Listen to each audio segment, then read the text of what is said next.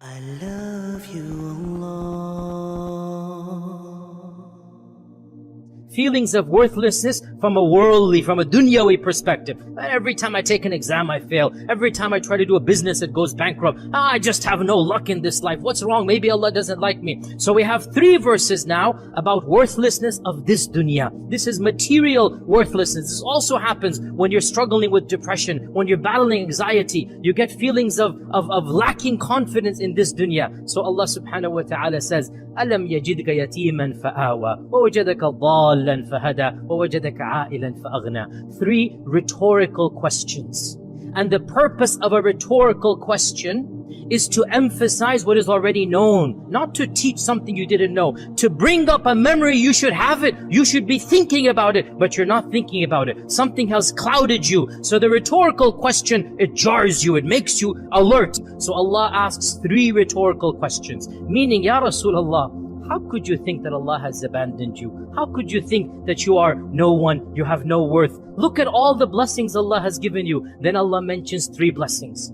أَلَمْ يَجِدْكَ يَتِيمًا فَآوَى. Your mother died, your father died, your grandfather died. You were a yatim in every sense of the word. Yet, at every stage of your life, didn't we take care of you? Didn't we send someone else to protect you? When your father passed away, even before you were born, your mother was there for you. When your mother passes away, your grandfather took you. When your grandfather passed away, your uncle Abu Talib took you. At every stage of your life, your vulnerability was protected by Allah. أَلَمْ يَجِدْكَ يَتِيمًا فَآوَى وَوَجَدَكَ ضَالًّا فَهَدَى. You didn't know the truth, Ya Rasulullah. You used to go to Ghar Hira. You used to be praying to Allah to guide you. You didn't know how to worship Allah. You didn't know the details of Iman, the details of the Quran. And so Allah subhanahu wa ta'ala guided you. You were not upon the guidance. You didn't know the guidance. Allah Azza wa Jal guided you. وَوَجَدَكَ ضَالًّا فَهَدَى وَوَجَدَكَ عَائِلًا فَأَغْنَى. And we found you didn't have any money, Ya Rasulullah. You didn't have anything. You were poor. Your parents did not leave you a fortune. But now we gifted you. Our scholars say,